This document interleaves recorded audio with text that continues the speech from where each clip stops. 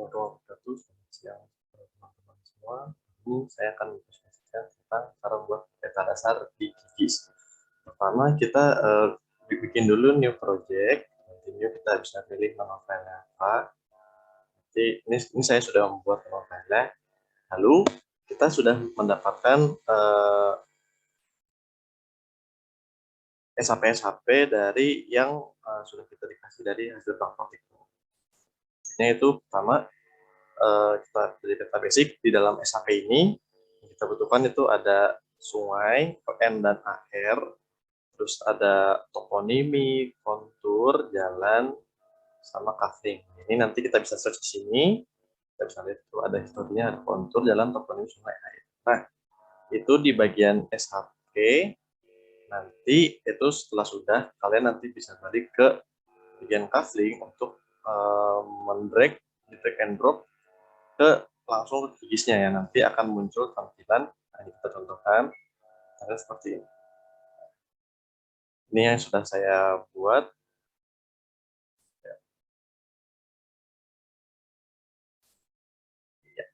Nah, ini mungkin untuk bentukannya masih kasarnya masih seperti ini ya. Nah, ini kita perlu memperhatikan juga urutan-urutan layer yang sudah terbuat seperti ini. Nah, lalu kita harus mengklip dari semua SHP di sini dalam kafling. Yaitu pertama kita tekan vektor, terus view processing tools, dan klip. Nah, inputnya itu kita merupakan input SHP-nya, sementara overlay layer-nya itu merupakan si kafling. Oke, nah sudah overlay kafling, nanti bisa di klipnya, ini klik temporary layer. Nah, ini kita save to file. Save to file itu nanti kita bisa buat dibikin folder baru, contohnya. Nah, ini yang sudah saya klip, itu kita pertama bikin folder baru dulu, yaitu untuk klip nanti bisa disimpan di sini. Setelah oke, nanti kita klik run. Nah, yang bentuk yang sudah dihasilkan itu berupa, ini merupakan yang sudah diklik, baik toponimi, baik kontur, sungai, dan nama jalan. Nah, ini itu kan masih dalam bentuknya, kasarnya masih kayak gini ya. Nah, itu ini bisa diperbagus lagi dengan cara kita bisa, misalnya ini ada jalan warnanya apa. Kita klik 2 kali, itu bisa ke simbologi langsung, terus kita lihat ini warnanya apa ini. Misalnya jalan kan umumnya warna merah, kontur warna hitam, kontur umumnya warna hitam, dan sungai umumnya warna biru. Nah, ini bisa kita gonta-ganti di sini sesuai yang keinginan kita atau yang sudah ada terbentuk di bawahnya topografi. Setelah itu kita labeling kontur. Nah, labeling kontur itu pertama kita bisa untuk ke properties itu kita bisa klik kanan layernya, lalu properties, atau kita bisa klik 2 kali langsung. Nah, lalu kita akan berubah ke bagian simbologi. Nah, kita sebelumnya sudah tahu ini kalau kontur itu dia value-nya itu ada di indeks kontur namanya. Nah, ini sudah kita ubah ke indeks kontur. Nah, lalu kita tekan classify. Nah, nanti kan muncul seperti ini nih. Ini warnanya sebenarnya juga bisa diubah tergantung sesuai kebutuhan. Kayak kalau kontur lebih tebal dan kontur interval lebih tipis. Nah, setelah itu bisa tekan apply lalu oke. Nah, untuk labelingnya kita bisa ke bagian labels, terus rule based labeling. Kita bisa tekan plus.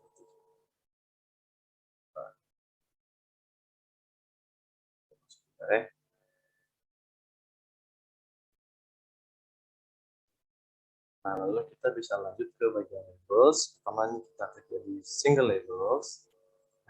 Ini kita value-nya, pertama kita ada di index kontur, lalu kita tekan untuk expression yang ini. Nah, di bagian sini kita bisa menekan fields and values, karena ini kita sedang melihat kontur, jadi kita tekan ini kan sudah ada di expression sudah bisa. Terus ini kontur, maka nanti akan muncul suatu tekan all unique. Nah, nanti ini bisa kita klik untuk expression-nya sama dengan Sudah kamu input sini, nanti kita tekan OK. Lalu setelah itu kita ubah lagi di sini value-nya jadi valve contour. Karena kita enter valve contour, kita bisa ubah-ubah di sini sesuai keinginan kita. Umumnya kalau ini tuh tentunya dia modelnya paralel, terus dia location-nya online. Nah, ini kurang lebih sama. Nah, apalagi untuk buffernya kan umumnya kalau kontur itu ada yang di labelnya itu ada tulisan 100, terus ada bunyinya, ada yang putih-putihnya, itu bisa kita atur-atur di buffer, kita centang, terus kita masukin saja. Pas itu juga mesh juga seperti itu. Dan placement, umumnya kalau placement itu kita berada di paralel walaupun kita di placement. Sudah aman, apalagi yang nah, untuk kita labeling sungai. Oke. Nah, pertama itu klik kanan dari sungai ini, boleh LN juga. Oh, sebelumnya kita perlu tahu dari nama si top net, nama sungainya ada di mana. Nah, ini ada di nama objek. Oke, bisa kita dulu. Terus kita properties. Di bagian properties, terus kita single object, nama objek, terus kita langsung sudah ini langsung tekan, terus tinggal di lain. Nah, untuk toponimi itu bisa kurang lebih sama ya bahasanya. Kita juga perlu melihat toponimi ada di mana. Toponimi, maksudnya nama toponimi, nama dari layer toponimi itu di mana, itu dengan open attributable. Nah, ini dia ada di nama objek juga. Jadi nanti pas sudah masuk ke bagian labeling, kita tekan value-nya itu nama objek. Jadi tinggal di apply dan off. Nah, setelah itu di bagian bawah kanan, ini ada koordinat sistem, kita tekan dulu yang FPG ini. Ini kita bisa lihat yang perlu kita pakai itu di daerah sini merupakan G8450S. Lalu setelah itu kita tekan OK, ini kita sudah ada di mana lokasinya. Oke, kita nanti ini yang sudah diklip nanti bisa disimpan, dan yang tidak diklip tidak disimpan, sudah bisa dihapus saja dengan cara bisa di remove layer.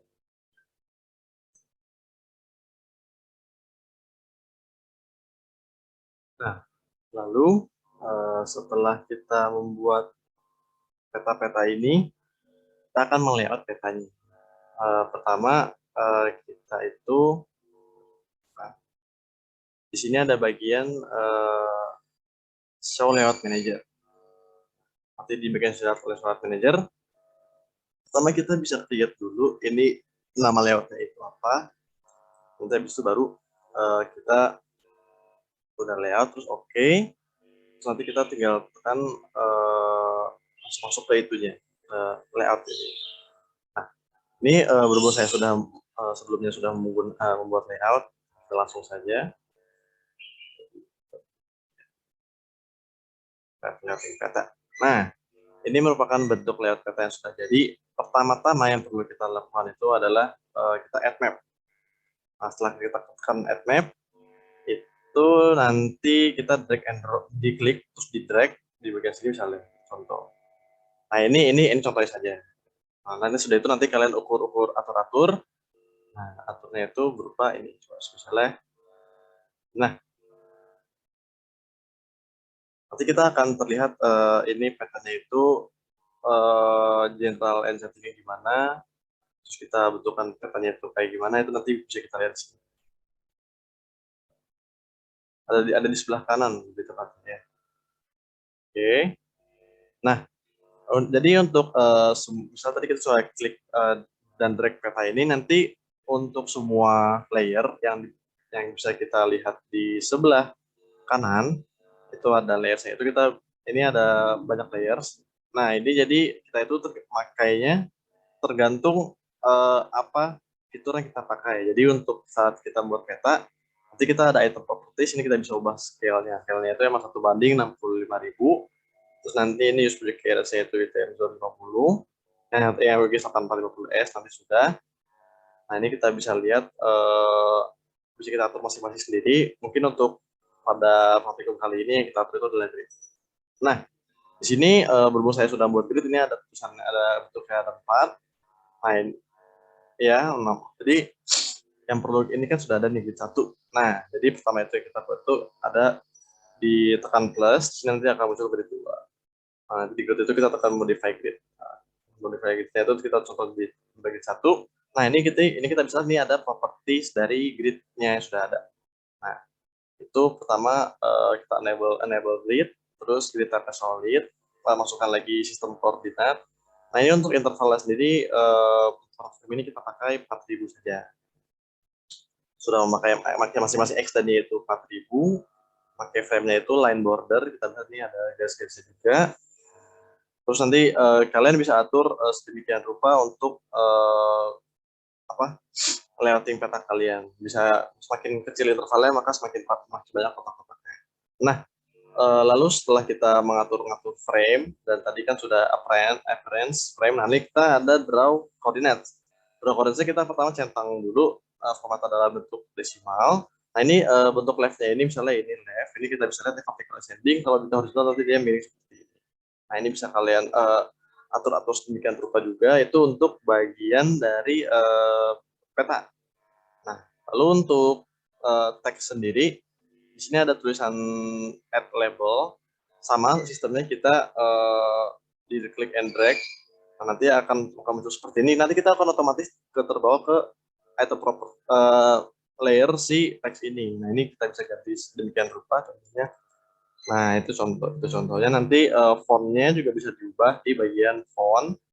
Terus nanti bisa kalian ubah juga bentuk style dari fontnya atau ukurannya. Nah, ini bisa bold juga, dan bisa warna, dan bisa lain-lain.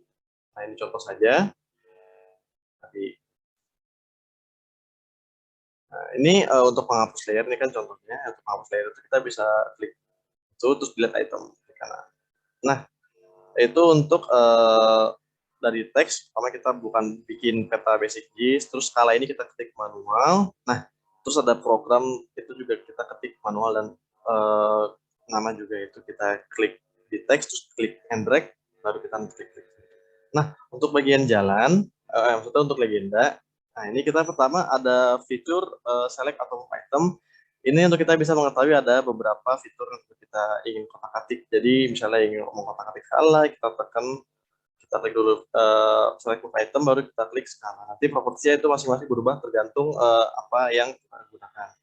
Nah, untuk legenda itu bukan teks manual, melainkan ada di sini tulisan add legend. Sama kita klik juga di drag and drop itu tadi. Nah, nanti akan muncul legenda seperti ini. Nanti legenda itu kan ada main properties. Nah, ini kita bisa melihat ada beberapa bentuk-bentuk dari legenda-legenda sudah ada.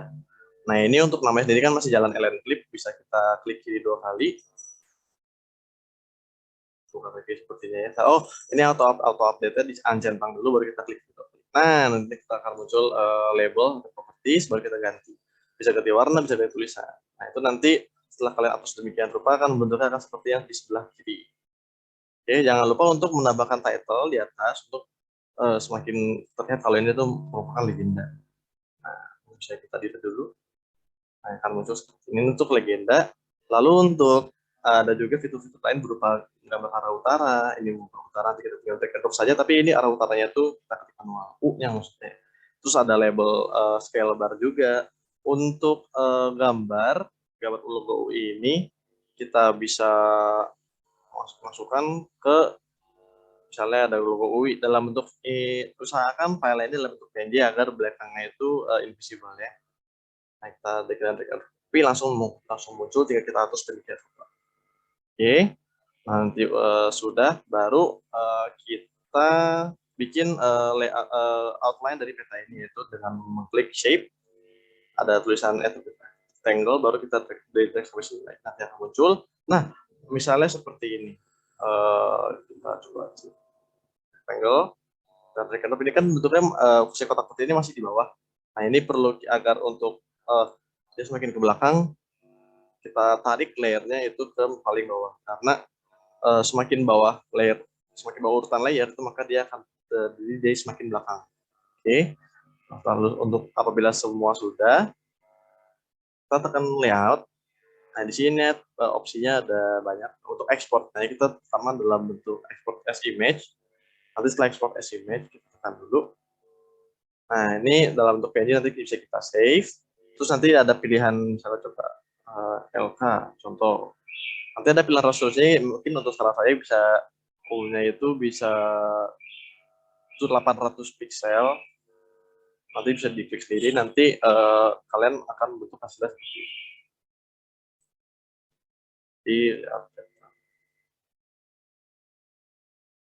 ini. Ini merupakan hasil akhir dari layouting yang kita sudah buat. Untuk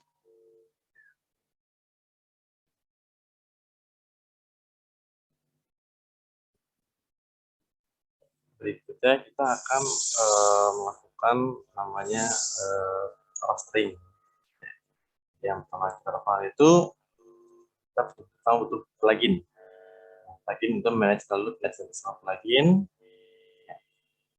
Di sini kita itu membutuhkan ada dua. Yang pertama semi automatic classification. Di atas bisa kita search. Nah, ini atau nanti kita bisa reinstall plugin, maksudnya bisa install plugin. Ini kan saya berhubung saya sudah install plugin, jadi saya sudah punya. Nah, ini bisa diinstal, lalu kita mau install plugin lagi dalam yang berupa quick map service. Oke. Dan nanti kita install juga. Oke. Lalu setelah sudah, kita nanti bisa tekan di setting, bisa lihat bagaimana di web, terus quick map service settings. Jadi nanti kita bisa melihat ada tulisannya more service, ini get configured pack. Setelah sudah lalu tekan save. Nah, setelah sudah nanti itu agar kita bisa mendapatkan banyak data-data jabbing juga. Oke. Lalu untuk berikutnya kita akan masuk ke rastering. Itu pertama kita tekan dulu SCP, lalu pre-processing. Nah, ini berhubung saya sudah pernah mencobanya, yang perlu dilakukan itu adalah kita masukin logo ini, open file. Nah, kita masuk ke tadi bahan ketika sudah digunakan itu, misalnya yang disediakan oleh tim ASDOS, itu bahan 3 di radiometrik dan ada file ASTHD. Nanti kita tekan, setelah kita tekan, open. Nah, ini sudah kita terlihat. Ini jangan lupa dicentang brightness sama apply si atmospheric ini. Lalu kita tekan run. Saat tekan run nanti akan ada pilihan kita ingin nge-save di mana, yaitu di folder. Kita nanti di folder lagi. Kalau saya sudah membuat folder itu FTX. Oke, lalu setelah ditekan run akan muncul data-data berupa ini. Nah, dari bisa lihat ada band-band banyak. Itu dia memiliki range rentang masing-masing. Nah, lalu setelah itu kita tekan raster, terus miscellaneous, build future raster. Di input untuk membuat kumpulan dari band-band 4 tadi itu bisa kita ini ada raster, ini ada band 14 dari 1 sampai 14 itu kita centang semuanya, lalu kita tekan run. Nah, saat sudah tekan run itu jangan lupa nanti close dulu. Close tadi ya, maaf. Nah, nanti akan terlihat inputnya apa, nanti di close, di oke, terus di ini resolusinya yang paling tinggi, terus jangan lupa centang place is input file itu seperti atau baru kita tekan run. Nah, setelah kita tekan run, nanti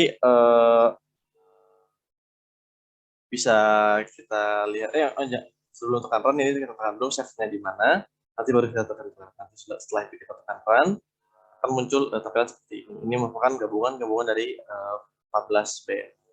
Nah, ini kalau dilihat di properti kita bisa melihat ini bandnya ada 3, jadi maksimal dalam satu properti ini kita cuma bisa menggunakan 3 band. Nah, dari band-band tersebut itu setelah kita memiliki semua band-band itu, kita bisa menggunakan raster, lalu ada raster kalkulator. Nah, ini yang di bagian raster bands ini merupakan bagian-bagian dari bahan-bahan yang sudah disediakan. Itu ada, kalau saya sudah membuatnya, di sini ada raster 1 sampai raster 14. Ini bahan-bahan yang kita punya pertama. Outputnya bisa kita namakan lagi. Ini saya sudah membuat banyak. Nah, jadi si raster band ini kita perlu mengikuti berdasarkan arahan. Nah, jadi ini sudah ada kompositnya. Nah, untuk contohnya untuk ferric iron kita membutuhkan kombinasi dari band 2 dibagi band 1. Terus untuk bosan band 4 dibagi band 2 dan seterusnya. Nah, untuk ini nanti misalnya kita tekan tadi untuk bagian ferric iron. Misalnya klik band 2, nanti di bagian structural expression itu nanti ada tulisannya, terus dibagi dengan band 1. Nah, kalau misalnya sudah benar kalkulasinya, nanti di bawah ada tulisan expression valid. Nah, expression valid nanti ini disimpan juga nama filenya sebagai tergantung ferric iron contohnya.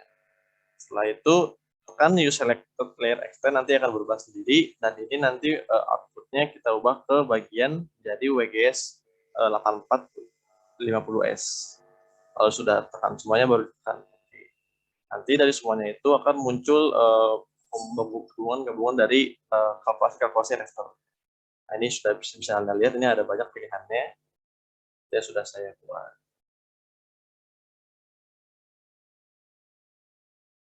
Nah, lalu setelah kita mempunyai kalkulasi dari band-band yang menunjukkan adanya mineral-mineral bersedia seperti dolomit, karbonat, dan lain-lain, nanti kita bisa menganalisis suatu daerah.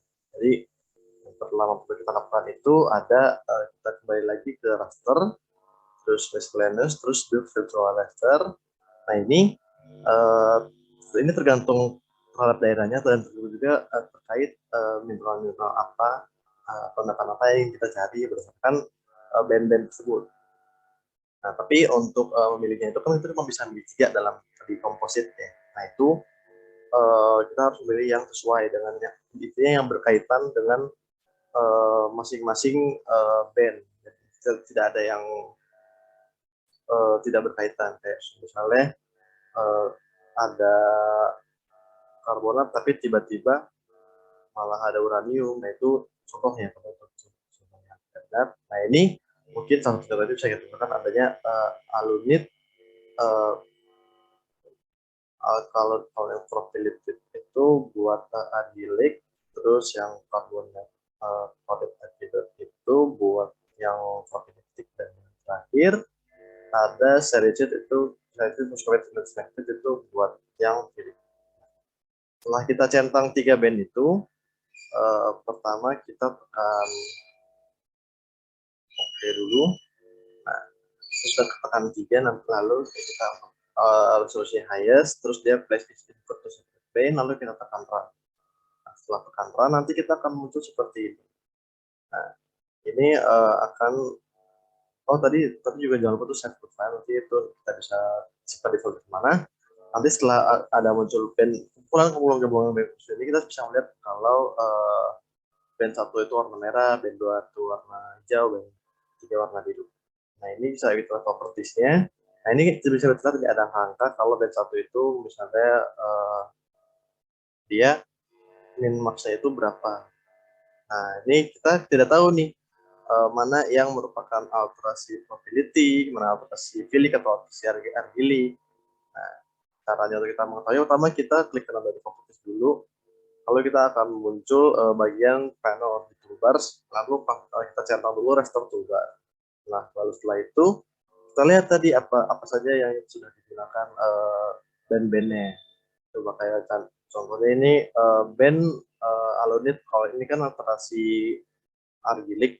Nah, ini angkanya masih besar. Pertama kita tekan dulu kumulatif kan. Nah, kita bisa lihat nanti angkanya berubah jadi 2,1 dan 2,6. Nah, itu untuk memberikan angka yang seperti tadi, kita tekan lagi stretch histogram, nanti angkanya akan semula lagi. Tadi 2,1 sampai 2,6 itu kita lihat ada di band berapa, ada di band 1. Nah, itu bisa bisa kalian cek untuk semua yang digunakan tadi. Kan tadi tadi ada di flip juga bisa. Nah, itu kita bisa menganalisis kira-kira persebarannya dalam daerah ini itu bentuknya seperti apa.